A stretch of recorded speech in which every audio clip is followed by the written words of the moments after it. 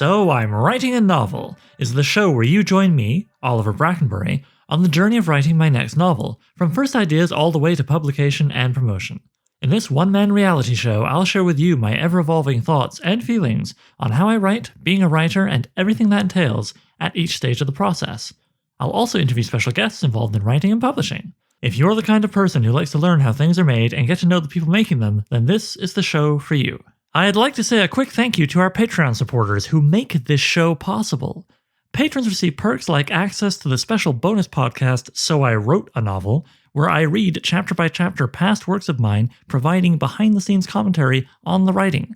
And if you're not one already, you can check out all the other perks and exclusive content over at patreon.com/soimwritinganovel. If you read the name of this episode, you might be wondering, so what, is this a goof where Oliver interviews himself through the art of editing?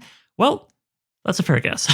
It's something I would do. But no, something new happened for me in my writing career where a student, a plucky, intelligent, fun young fifth grader named Renaud, reached out to me about a school project of his where he had to speak to people about a career he was intrigued by, in his case, writing, and would I talk with him about it? I said, sure, why don't we make it an episode of the podcast, which is how he was aware of me. And he and his parents said yes. So, hey, why not, right? Yeah, it was actually really, really fun. I had a great time, and I figure maybe you would enjoy listening to that as well. So, without further ado, let's go over to myself and Renaud.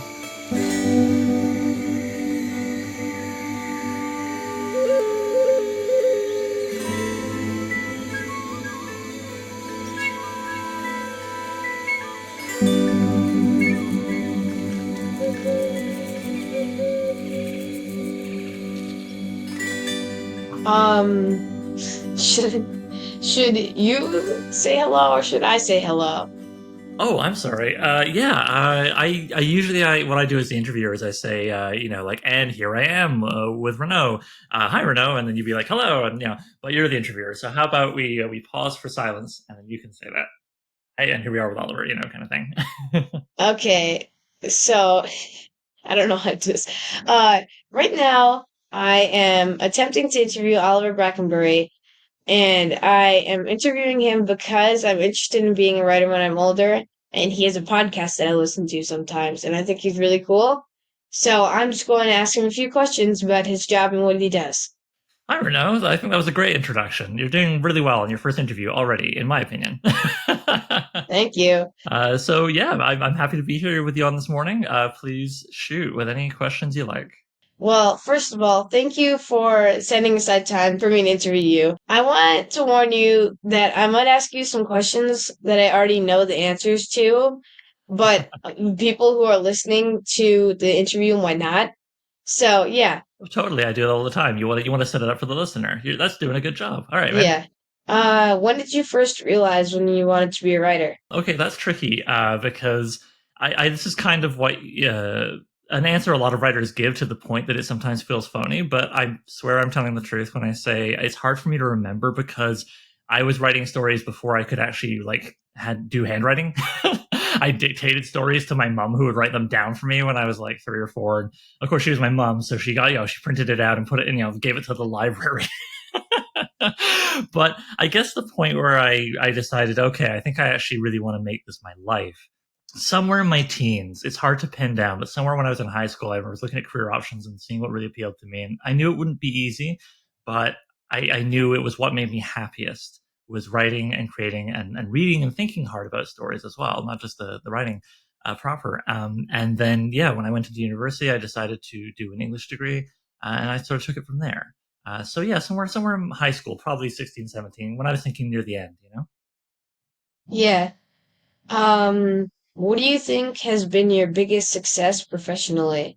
Oh gosh, that's a little tricky, I mean, I'm very proud of getting my first novel published with an independent publisher. It wasn't the huge deal, it didn't shake the world over, but that was very satisfying and it felt really good.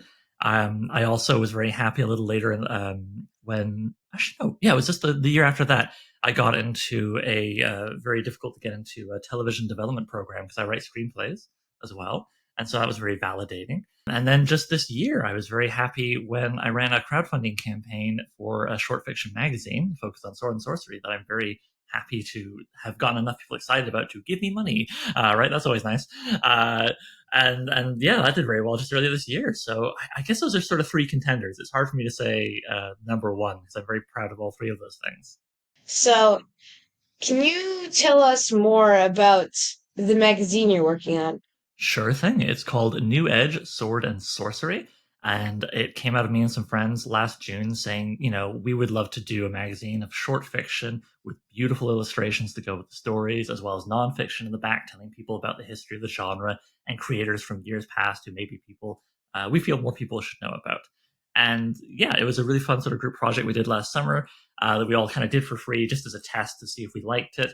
And then, yeah, we put that out. People liked it a lot. We thought, okay, well, let's see if we can do more. But this time, let's pay people. That seems like a good idea. You want to do that after a while. Otherwise, it's hard to keep doing things, right? Because we live in a capitalist society. So, yeah, we basically promoted the heck out of issue 0 and reached out to various writers and artists to say, hey, you want to come in and do more issues with us? And eventually, that built up to us doing a Kickstarter campaign in February. And for those who don't know, Kickstarter is a website where people can basically say, hey, I've got an idea. It's a movie, it's a book, whatever the heck it is. Sometimes it's technology, like a new kind of watch or whatever. And would you like to pre-order it, basically, and give you money on the premise that if I hit my goal, ours was $20,000 Canadian. If we hit our goal, then we get to make the thing. Hurrah! And you get the thing. And if we don't hit the goal, you don't give us any money. We all just wash our hands and walk away. And so yeah. That was really fun, really stressful. It was a whole month of running the fundraising campaign and every day looking at the little meter going up of the money and being like, come on, keep going. But in the end, we got 114% of what we were aiming for, which was great because that let us do what are called stretch goals, extra things you do if you raise a bit more money. And we got double art funding. So we're going to have all kinds of beautiful art in the magazine. I hope people will really enjoy. That'll be coming out probably this fall. Right now, I'm working hard with the writers on actually editing the stories. I was doing that right before this call. I was just going over and giving them notes on things, which is fun to be on that side of it, of the writing, actually. Yeah. Yeah. Why did you start your podcast? Well, I started my podcast because, again, it all comes back to my own writing and trying to find ways to boost it, right? I mean, it's a good idea, I think, as a writer to be as creative as you can in how you promote your work and finding ways to promote your work that you enjoy, right? I mean, you got to be having fun. Yeah. Otherwise, it's going to be hard to make yourself do it. So my first novel, as I said, I got it published with a small publisher. My second novel, I tried self-publishing. I was curious to see how that went. I must confess, my experience with that was not very satisfying. I found it almost kind of like writing a very long blog post and then just putting it online. And a few people read it and was like, okay. So I thought, geez, that was not satisfying. If I do another book, whether it's traditional publishing or self-publishing, I want more people to know it happened, right? I want more people to read it. How could I build anticipation for it while I'm writing the book? And meanwhile, I've been thinking about doing a podcast for a while. I actually ended up doing one before that it's called Unknown Worlds of the Merrill Collection. It's part of volunteer work I do with a local library that has this special archive of sci-fi fantasy stuff. And so I tried doing a podcast with them, and I found I liked it. I found I'm a big talker. I like talking with people. I love connecting with people and getting to meet them. And so I thought, okay, well, how about I take all these things I've been enjoying, the writing, the podcasting, wanting to promote it and get it out there. What if I do this podcast called So I'm Writing a Novel? I mean, it's right there in the title, where I'm writing my third novel. It's going to be a string of short stories made into one big book. It's called a short story cycle. And what I could do is I could talk about the novel as I write it, because honestly, like, by the time it actually comes out, I'm sure people have forgotten most of what I've said, but they'll have enjoyed it along the way and kind of remember, yeah, I'm interested in that book. So I'm not really worried about spoilers. I've never been a big spoiler person. I think if a story is really well executed, with a few exceptions, because there's always exceptions to broad statements like this, spoilers don't really bug me. For me, it's about how an idea is executed more than just hearing, like, what if a guy was a time traveling robot? Like, that's a lot of stories. But, there's only one Terminator 2 to pick a popular movie from when I was little. So I was like, okay, I'm going to try this out. And I recorded a few episodes. I re-recorded the first episode like 5 times. I was so nervous because I really wanted it to, the first one is where people are always going to start, right? So if anyone hearing this thinks, oh, I want to do a podcast, don't get so fixated on perfecting it that you never do it. But don't be afraid to redo a couple of times and run it by friends. I sent versions of it, the first episode, to friends, and got their feedback. And and so by the time the thing you heard when you listened to the first episode went up, that was like draft 4.5. It wasn't quite a full fifth new recording, but I re-recorded some pieces, and I'm happy with it. It seems to work. Seems to get people interested. Hurrah! And so yeah, I did that in oh yeah, I launched it on my birthday. I was like, here's a gift for you, folks. Ha ha ha. So I launched on my birthday, which was June 14th last year and every year. So I launched that. Oh no, pardon me, I'm getting lost. That was 2021. I launched it, and so yeah, it'll be 2 years come this June. And yeah, I've continued to really enjoy it. It does seem to have built an audience, which is nice, and gotten people interested in me and my writing and what I do. It's already benefited other things that I do. For example, the magazine, right? Of course, people who hear me talk about writing are going to be like, "Oh, well, what's a magazine edited by this guy going to be like?"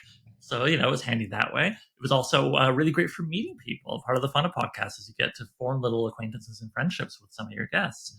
And so it was most of the writers for that very first issue of the magazine that we did last summer, before the Kickstarter. Most of the writers I had met already through the Kickstarter. Pardon me, through the podcast. And so we were kind of friends, and we knew we liked each other. And that's half of wanting to work together with someone on something, right? You want them to be a good writer, you want to like their writing, Mm-hmm. but you also need to be able to get along well as a couple of people. So the podcast has been really fun and helpful in that way. I don't know yet if it's a capital S success because the book hasn't come out, and so I'm still working on that. But I am working on it, and even though the writing is going slower than if I didn't have a podcast to worry about, I'm more excited about the writing because I enjoy writing it, thinking, oh, good, I'll tell people about this. Oh, that's interesting, about how I'm outlining and stuff. And I feel like it's building towards something already, rather than being completely in isolation, as often happens with writers. Anyway, I can tell I'm being long-winded. Pardon me, but there's just so many details, and I get so excited. What's your next question? Uh, this isn't a question, but I love Terminator 2 too. Um, Nice. I another thing I wanted to ask was, what are three important bits of advice that you would have for a kid who wants to be a writer? Okay. Well, one thing is, I would say if you are worried about being good enough, don't be, because part of becoming a writer is just accepting that the very first things you write might not be that great. And that's how you learn, right? Think about learning how to ride a bike. You're not pulling amazing tricks on your bike the first time you get on. You're going to scrape your knees and fall off a few times, right? So it's just like that with writing. Like, I mean, your knees will be fine, but I hope. But you're going to write stuff that's kind of messy, and like the ending doesn't work, and you're not sure how to, you don't like the title. Like, who cares? Like, that's fine. Give yourself permission to learn is the first piece of advice I would give. Give yourself permission to learn, and try your best not to feel embarrassed about sharing your stuff. Certainly for me, I'm lucky. I don't know what it is about me, but I've never been that embarrassed about sharing my unfinished stories. I mean, think about the podcast, right? I'm telling people about me outlining it. It's not even like the final story. I'm just like, what if this happened? So yeah, permission. Give yourself permission to learn. The second thing I would tell them is understand that there is no one perfect way to write. No writer ever reaches a point in their life where they go, nailed it. I don't have to learn anything new ever again. There's no such thing. And that's useful to know because it can help you also, again, be easy on yourself. Go, okay, well, there's no perfect version, there's no final version of how to write. But also, it can help you navigate the huge amount of advice on writing there is online. There's so much advice online and so many books of how to write. And I have watched bad advice and kind of bad writing advice books mess people up for a long time. They'll get really bad advice, and then they just kind of stick to it for a couple of years and keep being misled, thinking, oh, I'm not doing it right, so I'm not doing it just like that thing. What I would generally say about how to spot bad advice is, I think, even if the advice is not even amazing, but like the best way to give advice is to give people tools, right? Be like, hey, here's a thing you can try. Maybe it works for the story you're trying to write. Maybe it doesn't work for another one, but it's like another thing you can do, another skill within writing. Whereas the bad way to give advice, I find, and you run into this a lot. I ran into this quite a bit when I was young. Is when you have a writer who thinks, well, I like how I write. Therefore, how I write is the good way to write. Everybody should write like me. And if they don't write like me, they're doing it wrong and they're bad, and they should feel bad. I kid you not. It sounds very goofy when I phrase it that way, but I've had very old, experienced writers teach me that way, and just it was not fun. It was not fun, let me tell you. So I guess what I'm saying is, yeah, look for tools and understand that your writing will never stop changing, will never stop evolving. I joke with people. I say that if the way I write was a person, it would be like Frankenstein's monster, where I just keep like I tear off an arm and I put on a new arm, and then I put on like wings and I try that later, and then I go, I don't like the wings, and I pull those off. It's always shambling forward. I'm always writing, but it's forever being like messed with. And gosh, that's only two things. The third thing I would say is, unfortunately, making a living from writing is very difficult. And I know that's not an exciting thing to think about. You mostly just want to talk about the creative side. But I was very lucky. I was raised by a pair of self-employed artists, goldsmiths actually, making jewelry, and they taught me a lot of wisdom that actually came very helpful for writing, and I think is helpful for anybody pursuing a creative career.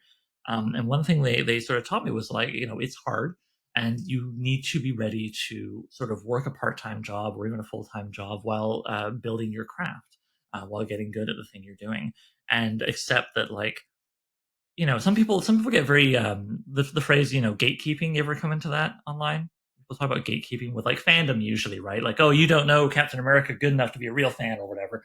Well, you get gatekeeping with writing. Unfortunately, you get people who I find are generally not jerks. They're just kind of insecure, so they feel the need to make themselves feel better by telling other people they're not, good enough. And they'll say, oh, well, you're not a real writer because you're not making a full-time living from it. But if that were the case, oh boy, very few writers would be writers. So it's this kind of thing of just understanding that, hey, did you write a story? Guess what? You're a writer. Do you want to make it your full time living? Okay, that's a sort of separate goal from being, quote unquote, being a writer. And it's difficult, and you want to work toward it and not make it like your absolute failure or success point. So yeah, plan for the money side being difficult, frankly, and also don't undervalue your labor. A lot of writers who are very desperate to get published will let themselves be taken advantage of. They will work for not very much money or no money at all. Maybe you've heard the phrase "working for exposure." Oh well, we won't pay you anything, but we'll put you in our little newspaper or whatever. And like, people die of exposure is the phrase I hear. They're talking about, like, I'm talking about being out in the cold with not enough clothes on, obviously. But I think it's a good metaphor for that. If you do a little bit of that maybe to build your CV, maybe a little bit, but if you do too much of that, people will take advantage of your passion, and you should be wary of that, I guess is my point. Protect yourself, know what you're worth, and know that money is important, but it shouldn't define whether or not you feel good about yourself as a person. Mhm. So I guess that's kind of broad advice for life, really, but it's definitely all relevant to writing. Anyway, again, I can feel myself going on. What's your next question? Well, this isn't really a question either. I think I want to like leave my question with a statement. I feel like I'm fine with spoilers too, but um, I don't want to tell people spoilers to my book that are actually going to read it, because then they can't help me edit it at all because they'll already know the ending and they won't be surprised or anything. And yeah, my mom, when I told her I wanted to be a writer, my mom was instantly like, "Okay, just be prepared, because you've already said you want to be a programmer, and so you might have to learn how to program so you can support your writing job." And I was like, "Okay." And then she's like, "Because as a writer, you kind of have to become a little bit known to make money, and so and use it as your full time job." And I told her I would start writing when I was little, like fifth grade, which is what I am right now, to be able to be more well known when I'm older. Yeah. People do that, and actually, I have friends who program while writing. By the way, yeah, it's interesting. Actually, he's no longer a programmer, but I don't know if you ever heard of a comic book author named Ryan North. He did the comics for the Adventure Time TV show and Squirrel Girl. He's writing Fantastic Four right now. Anyway, by sheer chance, we went to high school together, we're buddies, so I get to get some inside scoops on what he's up to. And yeah, he went to school and got a master's degree in computational linguistics, and did programming for a few years before finding his way to a point where he could make a living full time from his writing. Yep. Uh, well, so I'm trying to write a book, which you might already don't know. My main character, I feel like, is kind of awesome as is. So I'm wondering about character development because I think that's one of the things I struggle with the most, which is character development. Because I don't know how to make a character change subtly. Like, your character is like super, let's get down to business, but then I can't just make him slowly be able to goof off and stuff. I don't know how to do that. So that's what I'm wondering about. Okay, so you're talking about how they change over the course of the story. Huh, let me think. Gosh, I do it all the time, and I should have an answer off the top of my head. Um, well, I guess for me it tends to be about thinking about, well, what do they want, and what's stopping them from getting what they want, and how do they overcome that? And what are the moments where I can show them, usually in stages? Because if it depends on how long the story is. Sometimes if it's a very short story, maybe you only feel like you have room for one event that changes their mind, that changes how they want to approach things, that makes them question how they've been doing things, right? But for me, it's primarily about events and interactions with other characters which cause them to reconsider how they've been doing things, or illustrate the flaws in how they've been doing things. Sometimes you have a straight up intervention. You might have another character just yell at them, be like, "You gotta stop doing you gotta stop doing this thing, man. You gotta stop being so angry all the time. It's getting in the way of I don't know, trying to get that boy to like you or something. They don't like angry people. You gotta, if you want people to connect with you, you can't be so angry all the time. Okay, well, how do I not be angry? And okay, well, then you explore that. And so yeah, it's about challenging them, having events that make them reconsider how they do things, because it's very rare that someone in life is sitting perfectly still thinking about how they would like a muffin, and then for no reason out of the blue they're just like, I should really be more patient. Or I should really get a dog. Well, actually, they might say that, but yeah, that's a plot development. Getting a dog, that's not character development. But you know what I'm saying? Like, think about your own life, right? Like, it's very rare that just for no reason you're sitting there with a completely blank mind, that you just change. You tend to change and grow because of experiences that you have, and so you want to think about experiences that your character might have, which would encourage them to go down a different path or try something new, reconsider who they are, how they do things. So that to me is and in terms of, well, what are those experiences? Well, you got to kind of sit there and just ask yourself questions. And honestly, like, even if the character is completely different from who you are in life, even if they're like a bounty hunter in space in the year 5 million, and if they're even if they're a girl and you're a boy or whatever, it doesn't matter. The starting point is almost always you, and looking inside at yourself and going and thinking about your life and your experiences, and then extrapolating them to the story. So, you have not had the life experiences of a bounty hunter in space in the year 5 million, but you do remember that time you went to a party and you kind of told a bad joke and it made you feel bad. How nobody laughed and you're like, oh, geez. Uh, and you're like, well, I want this character to feel kind of embarrassed. And that party bad joke thing was embarrassing. So maybe I can figure something like that that fits the setting. And then they, behave a little differently moving forward the way I did. I started telling different jokes, or maybe I didn't tell jokes so much anymore. I didn't want to, whatever, right? You find ways to pattern your own lived experiences or stories maybe that friends have shared with you. Though sometimes you want to ask permission, right? If you want to, if you can use that, your experiences and other people's experiences, or even things you've read about. I don't mean stealing from other fiction stories, but like nonfiction is a great source for things. I've read autobiographies. Like, for example, I wrote a pilot for a TV series about a mixed martial arts fighter. So I read the autobiography of Ronda Rousey, who's, for those who don't know, a famous one, who's now moved on to movies and some pro wrestling. Anyway, her life stories, I did not steal straight up, events from her life, but the emotions she described and the turning points where she changed how she did things gave me inspiration for how I could do that with my character and my story. So yeah, I think I'm belaboring the point. You basically want to look at your own life first, look at other people's lives, and have a think about what experiences might change your character by degrees to get them to where you want them to be by the end of the story. Hmm. Um, and then I actually have another question having to do with this. Sure. As I said, I kind of like my character as is, but so I was thinking of two different ways to make him like change, and one of them was that if I like him right now, what if something happens and he gets like traumatized or something and he gets worse than he was before, and then he has to get better again? Classic. Is that like, could I do that? Yeah, you can do that. It's your character, man. You can do whatever you want. But I will Okay. say that what you described is a classic storytelling mode. Yeah, absolutely. You know, you have a character who's doing fine, and then early on, you might have what in television people call an inciting incident.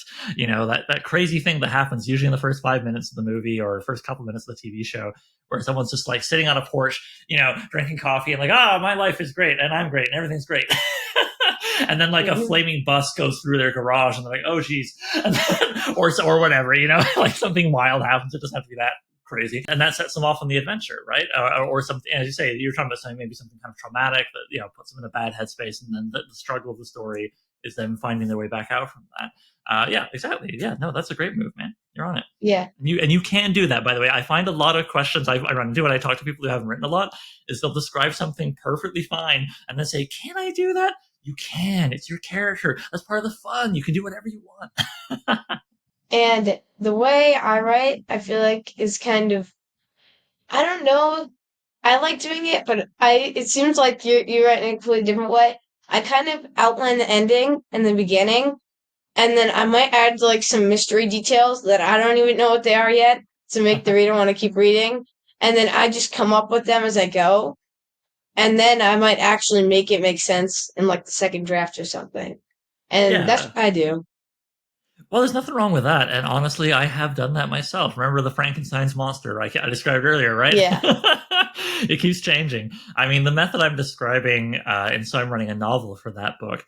It is very heavy outlining. It's me figuring out just about everything. And the funny thing is, even with that method, as soon as I start writing a page, because I have sort of skipped ahead and written a few pages just to have fun, with that part of the process, before going back to outlining, almost immediately I will discover things in writing the sentences that I would never have discovered in outlining. So, and it's funny how that works, sometimes you hear writers say things like, "Oh, it's like the character just told me they wanted to do something."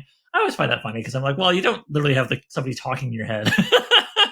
But I get what they mean, which is that like they were surprised by what they discovered in writing the actual pages. And what you're talking about with discovering or refining in the editing. Editing is something that sometimes people think, oh, that's boring. Whatever. I just want to write the first draft and get it out there. I'm done. Who cares? But I have learned, and most writers I speak to share this opinion, or this experience, pardon me. I've learned to love editing more and more as I get older. Um, and in fact, actually, the first draft kind of drives me nuts sometimes because with the first draft, you've got these blank pages to fill, and geez, what happens? Geez. Even if you have the outlining, there'll be fine details that you haven't figured out, and you'll realize you haven't figured them out only when you start filling the pages. Because in writing that next paragraph, you're like, wait, what is there? Where are they? Like, what's that table do? Oh, wait, if I haven't want to do this, how does he do that? That kind of thing. So you'll figure stuff out. You'll be forced to by writing the pages. But then when you're in the editing, oh, it's written. There's no white space. There's no empty pages staring at you, and you can just have fun sitting there going, okay, well, what if I tweak this? And what if I tweak that? I don't know. I really enjoy Mhm. that, and some people will even say the writing really happens in the editing. A lot of catchphrases related to writing, for some reason. So yeah.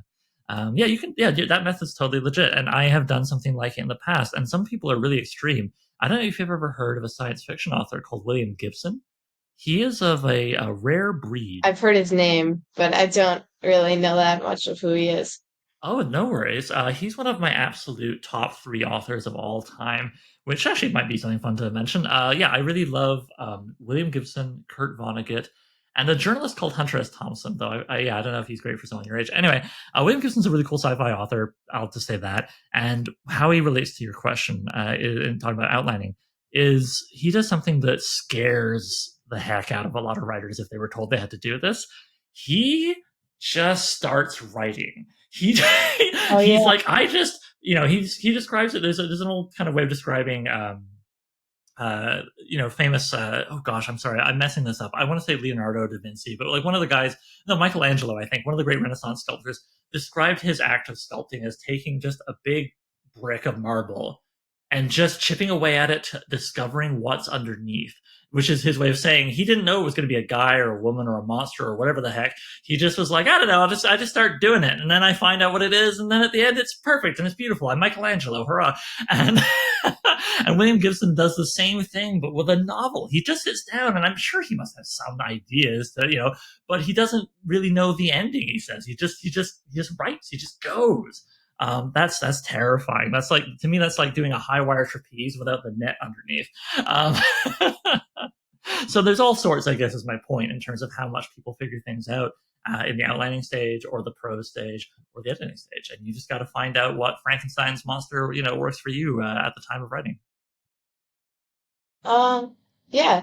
I think I'll take a lot of that into account, but I always feel like I have to outline the ending because I want my books to be going somewhere. Mm-hmm. And sometimes I like pressure myself and I'm like, oh, this I can't end this chapter here because it has to be longer or else this will be a very short chapter and I can't have that.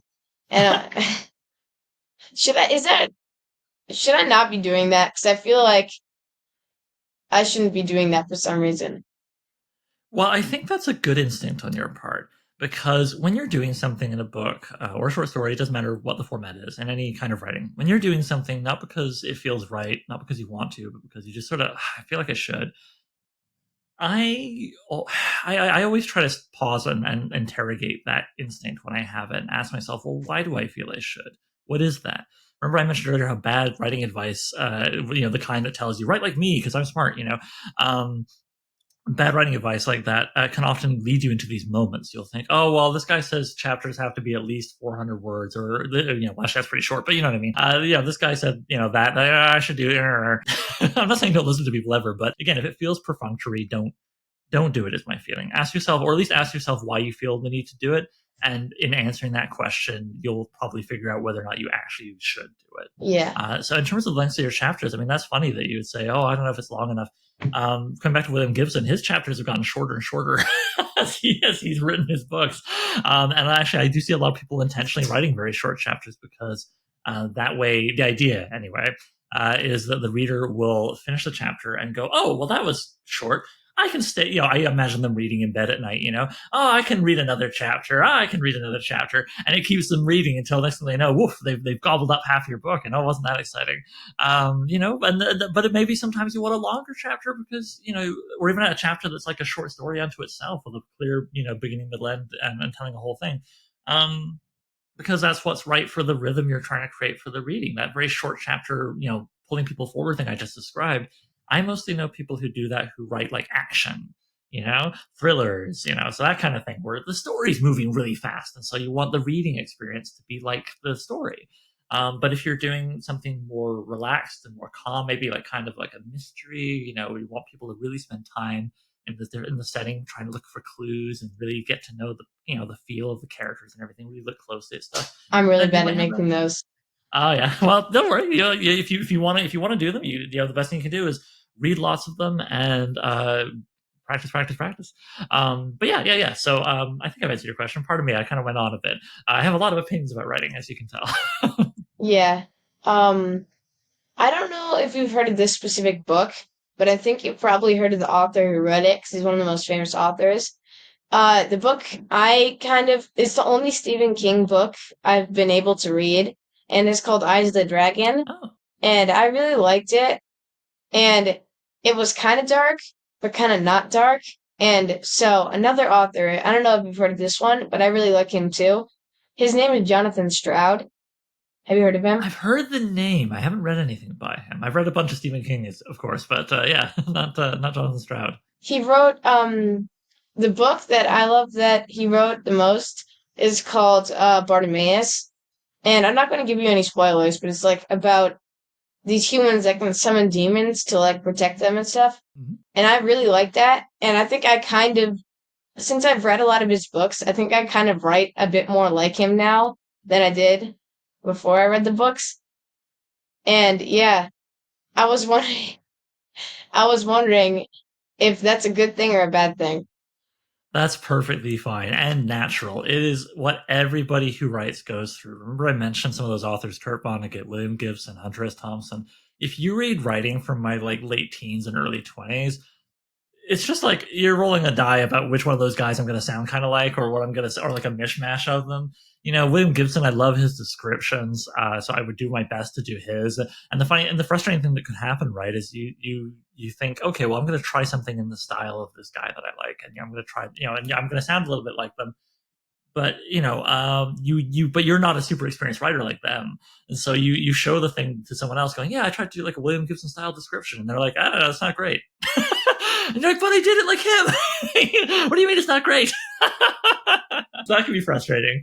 Or people will read it and they'll go, "Well, this doesn't sound like you. This sounds like Hunter S. Thompson. This sounds like Kurt Vonnegut." And you're like, "Yeah, well, sorry, I'm learning." Like it's all that comes down to. And your voice will come through. And what will happen in the end, right, is that you will be influenced by these writers, but as you practice and you get better, sure, like elements of them will still be kind of floating around in your writing, but people would have to know you really well and really know what you love to read to spot them.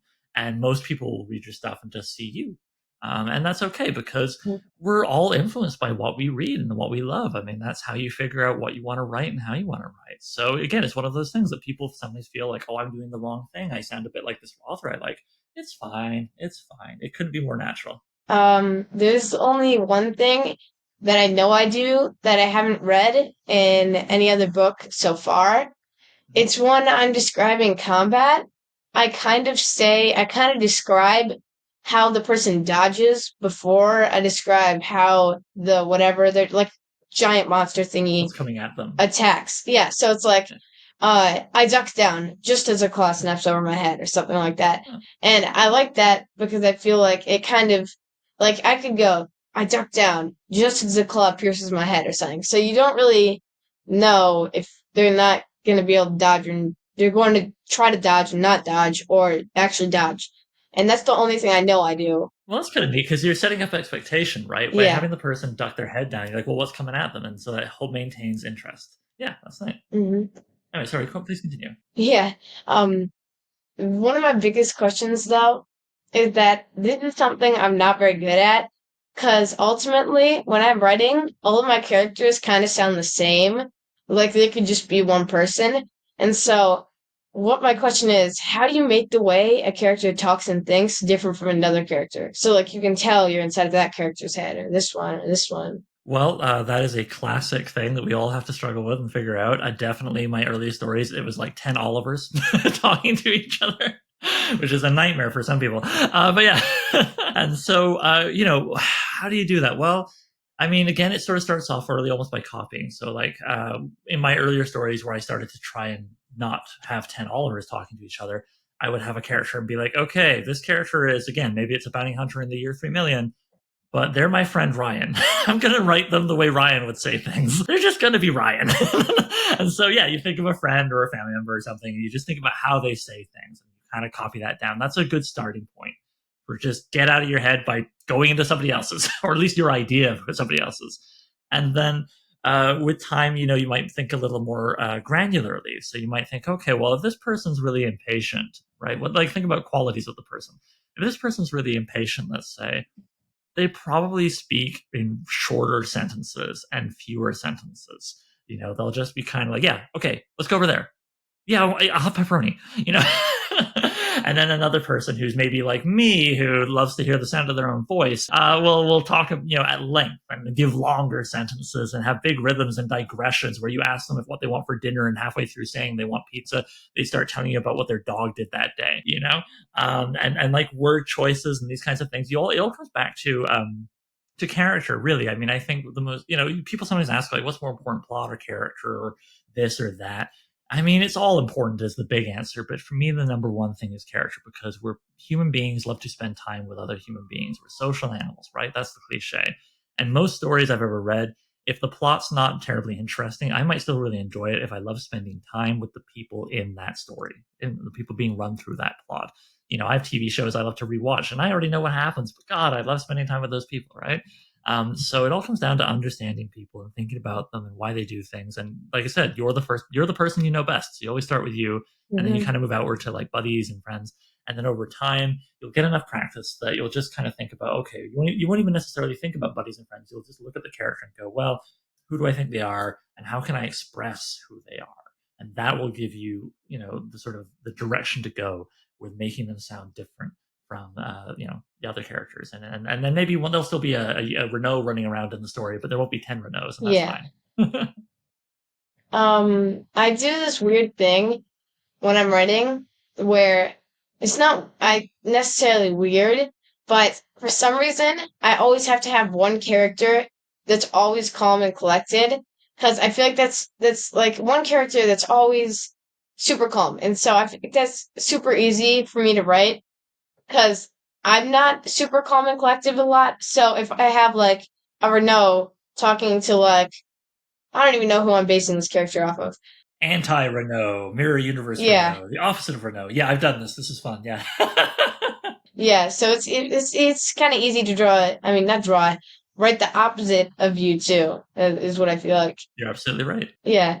One of the things I also struggle with a lot is if you have like in my book, this might sound a little bit weird. In my book, I'm writing about people that are trapped inside of a book that they found inside of a brook.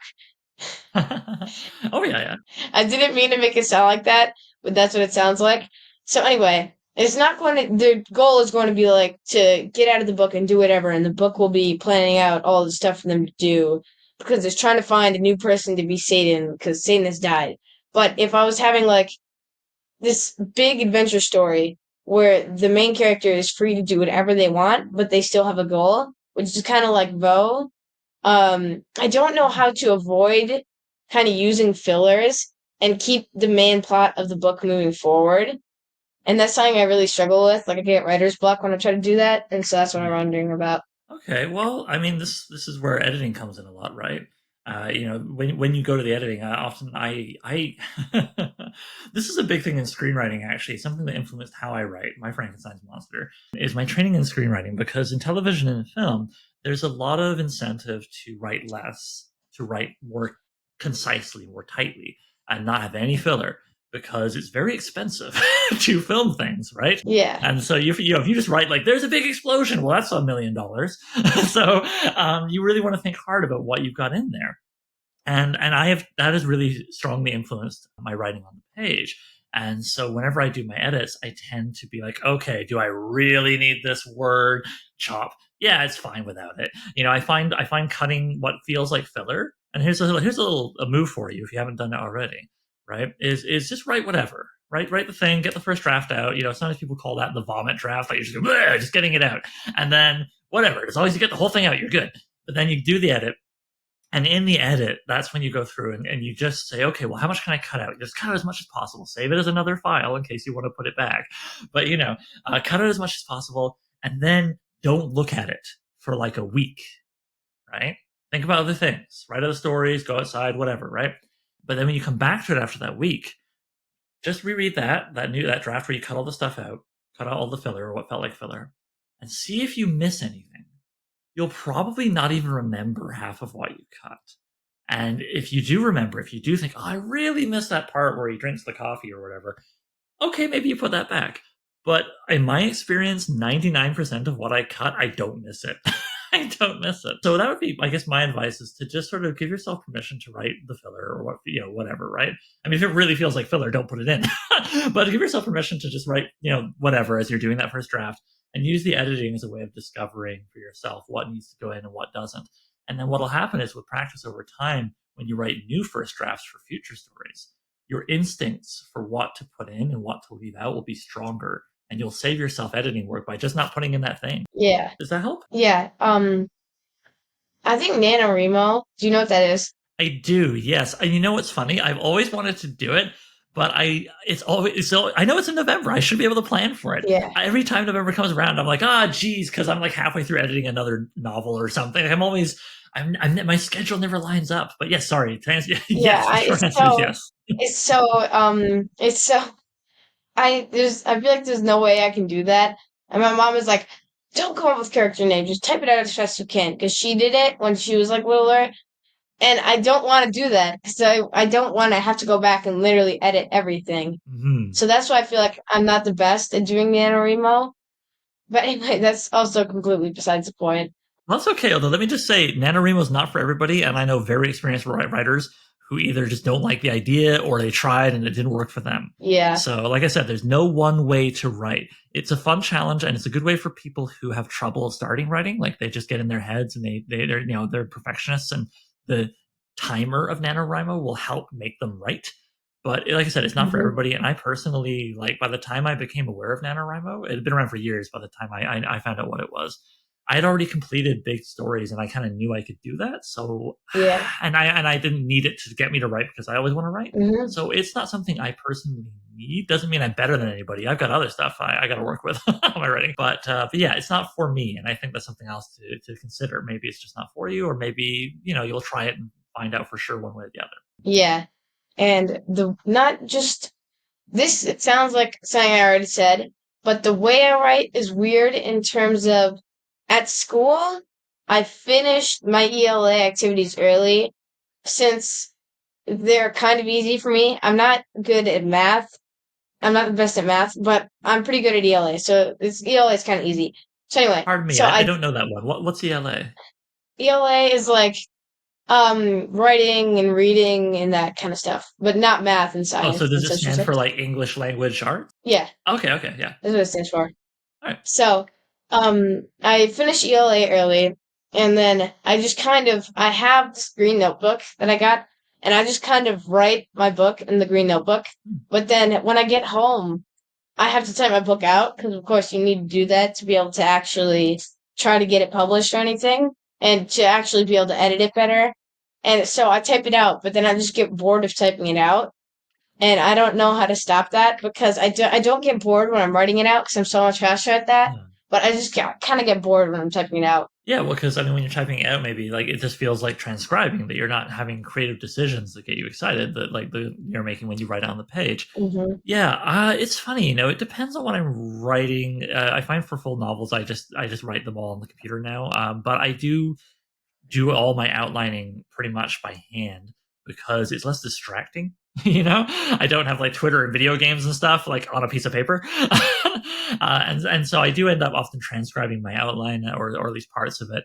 And you're right, like it's not the most exciting. So the thing is, how do you make it exciting? Well, a lot of people who write the actual prose, the story proper, and then transcribe it will edit while they write.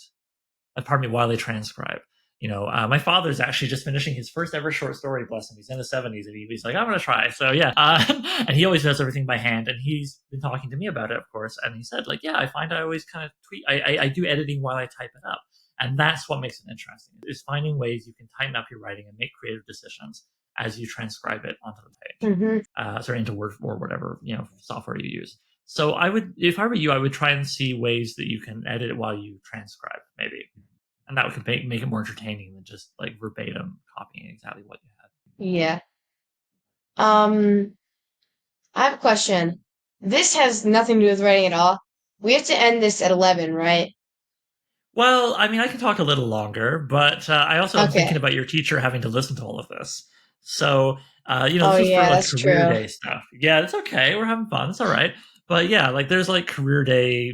Sorry, career day. But this is like a career based project. So, is there anything you want to ask me about, like the non writing aspects of being a writer? Um, Because I'll talk about writing craft all day. Cause yeah, yeah. What I wanted to ask you was, you know how when owning a shop, sometimes you get good days and sometimes you get bad days? Does that happen Of when you're course. writing? Like money wise? Oh God, yes. Yeah, I'm sorry, man. A harsh truth of just about everything you can do as an adult is that you're gonna have good and bad days. And I know that sounds silly to say out loud, but yeah, no, it's absolutely true. Whether you're talking about like days where you can only write 100 words and your brain just doesn't want to work for some reason, you're stressed out, you're distracted by other things maybe, or then the next day you write like 5,000 words. I love writing endings because, like you, I like to know what the ending is. So by the time I get to it, I've thought about it so much; it's very easy to write, and I just go wee, and I write like 5,000 words in a day, and I feel Yeah. amazing. That's an easy good day for me. In terms of the financial side of things, again, yep. Some days, you'll check maybe you're doing Amazon print on demand, self-publishing, so you can go and easily check how many copies did I sell today. Yeah, that arrow goes up and down. And sometimes the really hard thing will be if you've done a lot of work to try and push the arrow up. Maybe you've done a lot of interviews or, like on a lot of really good book reviews and you think, oh, wow, that's going to get me more sales for sure. And then the next day you get like nothing or not, basically not, no difference is made.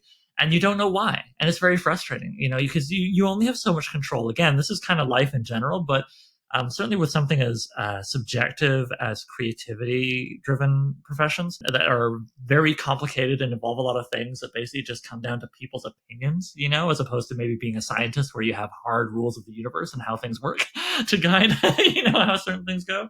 Yeah, I think ups and downs all around for in terms of sales, in terms of people's interest in your stuff. Writing, I'm sure you've heard people tell you, it involves a lot of rejection. You really need, again, mostly just practice and kind of learning to be easy on yourself. For every story I've sold, oh man, sometimes you get lucky. I had a story back in the fall last year that sold for the first place I sent it to, but that was very lucky. Most of the time, you get a lot of rejections, and maybe you've seen sometimes people like to share online, J.R.R. Tolkien got, I forget how many now, but like 50 rejections of Lord of the Rings before somebody bought it. And you would think that's crazy. Lord of the Rings, it's so popular. It's great. They made all those movies. They're making more movies and more TV shows forever. How could it be rejected all those times? But it happens because people who read the original Lord of the Rings manuscript, it wasn't for them, or they had ideas about, well, what will sell? I love the story, but I don't think I can sell it. There'll be all these different things going on in the head of the person that reads your story. And then all you get is, nope. No thanks. Or maybe they just say something that you completely disagree with. They're like, I think your story was too short. And you're like, I thought it was too long. And so, yeah, the navigating the ups and downs of whether it's the straight money side of it, or all the rejection that you have to deal with, and the sweet moments of acceptance, all those things that happen that are good, but you maybe overestimate because you think, oh, this is going to make my life completely different. Maybe it'll make your life a little different. People love to talk about the big break, and it's true that will happen sometimes. But one of the reasons we all love to talk about big breaks when we talk about, people in creative fields, whether they're actors, writers, whatever, is because they're so remarkable, because they're so rare. It's basically like a lottery ticket situation. If you had to work really hard for years to get one lottery ticket, whereas most people I know who make a living at it, or even if they don't, but they're very happy with like how much of a part of their life it is, they feel like, yeah, this is what I want writing to be for me. They got there gradually. They got there with a bunch of little breaks, and a lot of heartache along the way. So yeah, absolutely, there are ups and downs, and the trick is to just kind of look at the big picture and keep in your head, well, what is it I want? Where do I want to be? How do I get there? And how do I enjoy where I am right now? Because if you don't enjoy wherever you are right now, you'll never enjoy your life. You'll always be looking forward at the next thing and never enjoying where you are in that moment. And that includes where you are right this second, man. I mean, you're in a kind of a fun place where, you're young, you're figuring it out, you've got all this enthusiasm, and hopefully you'll keep having enthusiasm. I mean, here I am, an old man of 40, and you can hear I'm obviously still very excited about writing. And you're in a place where there's no financial pressure. You're a kid, like your parents take care of you. You don't have to worry about making rent or buying clothes or whatever. And so you have all this freedom that you'll hear adults talk about, and you might after a while get sick of hearing them say it, or but here's the secret: we're all very envious of you. We miss being a kid because, of course, there are things about it that aren't great. But as a writer, one of the great things about being a kid is having so much more freedom to fail. People are much easier on you. They're like, oh, well, he's in grade 5. Of course, he's not a master at this yet. And you have so much more time and energy to devote to it because you're not worried about raising your own kid, and you're not worried about, like I said, all these other big adult concerns. So yeah, as much as you want to become better and you want to keep working toward it, every once in a while, and maybe this is my final piece of advice, maybe this is a good closer. Every once in a while, I would encourage you to do something that actually come back to my absolute favorite author, number one, if I had to pick him, Kurt Vonnegut. And you could read him. I mean, he's, some of his books are perfectly fine for your age. Something he said in one of his novels was that it's very important to every now and again just stop, look around, and be kind of like, if this isn't nice, I don't know what is. Just appreciate the moment and what you got going on. And for you, I think that specifically relates to the writing. Every once in a while, look at your story and be like, never mind the stuff that you wish was better or that you're not sure how to figure out. You got that one moment you really like, that one thing that got you excited or whatever in the story, and just go, yeah, this is nice. All right, I love this. I get to make this up and it's fun. Anyway, Mm-hmm. I hope that answers your question. Yeah. Um, I know you probably have to go, but can I ask like one more question? Sure. Okay. So, is there anyone you recommend who I can reach out to, and they can help me with my writing and editing process?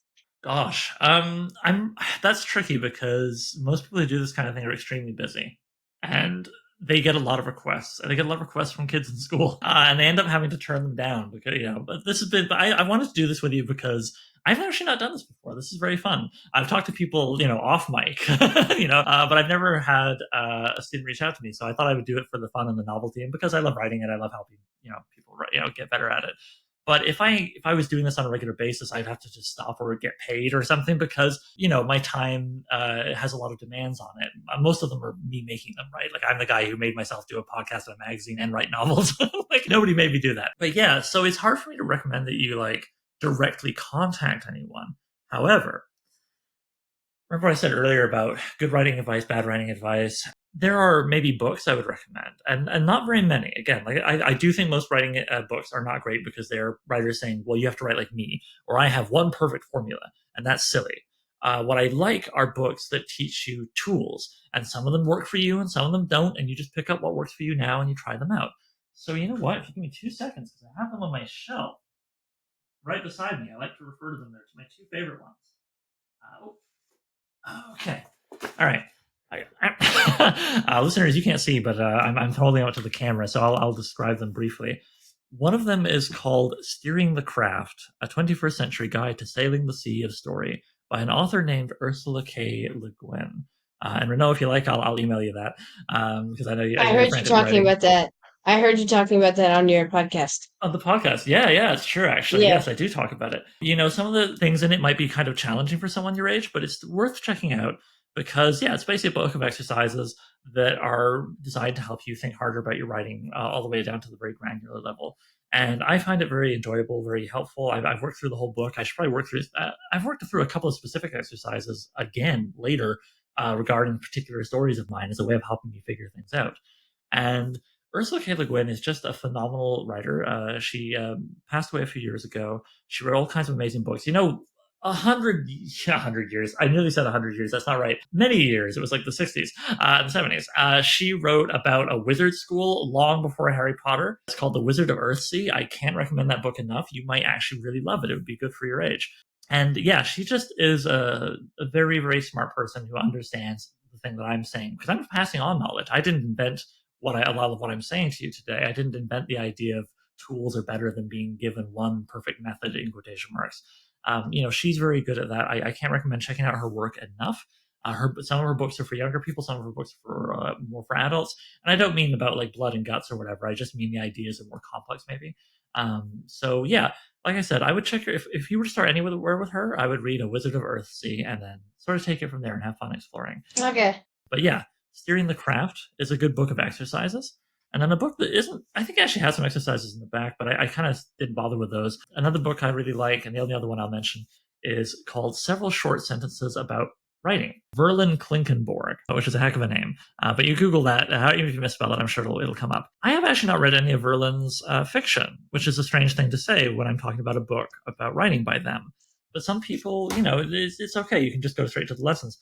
I love it. You can see my copy's got all kinds of, well, listen, you can't see this, but trust me. I have all kinds of like highlighting and stuff in it. I've even got an index card I made for reference so I could find things in it more quickly that I really like. What I love about that book in particular is that I think it's very approachable. I think people young and old can easily understand it, which is great because that's the whole point of teaching. You want people to understand, which sounds funny to say, but sometimes people make it overly complicated to make themselves feel smart and they lose half their audience. Anyway, teachers, gotta love them. So yeah, I really love that book because it's very easy to read. It's very easy to follow and understand what he's saying. His advice is very good. He's giving you tools, not like the one big thing that you do that's perfect or whatever. And here's the thing I really enjoyed as someone a bit older who's been writing and reading about writing for a long time. He helps kind of like clear the cobwebs away. He helps you forget bad advice and remember that you actually know more about writing than you probably think you do.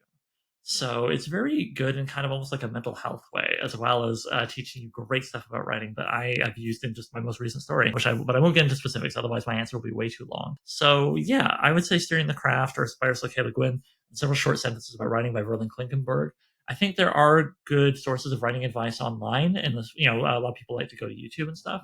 But I would encourage you to be extremely skeptical because I see a lot of terrible stuff online where understandably people don't, unlike those two books I mentioned, they didn't have to go to a publisher and have their thing reviewed. They just turned on the camera and said, here's what I think is smart about writing, you know? So beware, be skeptical. There is good writing advice online, but a lot of it's garbage, and a lot of it is, like I said, very dogmatic is the word, telling people like this is the one way. So be skeptical is all I'm going to say about that.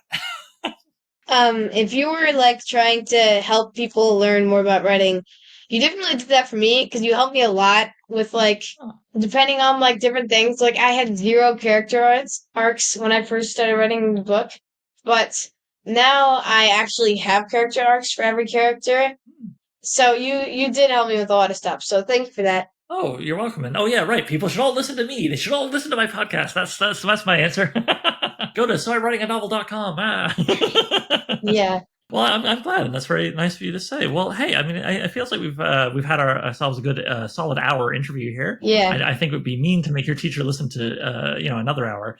So yeah, again, thank you for this. This has been very fun, and it actually reminds me of one last thing I'll say, which is especially as you get older and you get more knowledge, one of the best ways to improve your own writing is to teach others or to edit other people's work, because it forces you to articulate ideas and concepts about writing that maybe you hadn't ever actually said out loud. Maybe they were just kind of a feeling, Mm-hmm. And then when you have to explain to someone, you can't say, "Wow, it's this feeling I get." You have to explain it, and by explaining it to others, you end up explaining it to yourself and forcing yourself to, make it more together. So in that sense, yeah, this interview has benefited me. Thank you very much, Renal. Okay. Well, thank you for letting me interview you. This helped me a lot and it taught me a lot. So I also wrote down what dogmatic means because I think I want to use it in my book. So thank you. No problem. So I'm Writing a Novel features original intro and outro music by Gloria Guns and is hosted by yours truly, Oliver Brackenbury. If you'd like to submit a question, then please email it to soimwritinganovel@gmail.com. You can also holler at the show on Twitter. Look for @so_writing. That's @so_writing. Please consider sharing the show with anybody who might like it, or checking out any of the other ways you can support the show by heading to soimwritinganovel.com/support the show, which has things like links to our Patreon, Coffee, and PayPal. Thanks for hanging out with me and Renaud, and I'll see you soon.